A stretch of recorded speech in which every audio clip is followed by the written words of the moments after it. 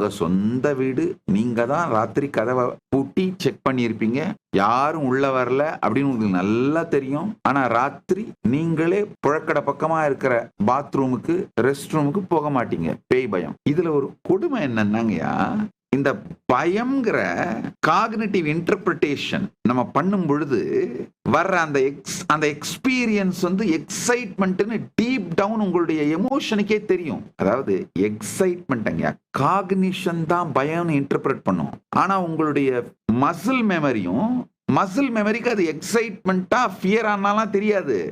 Muscle மெமரியை பொறுத்த வரைக்கும் அது எக்ஸைட்மெண்ட் தான். It enjoys the adrenaline surge. Your physiology enjoys it.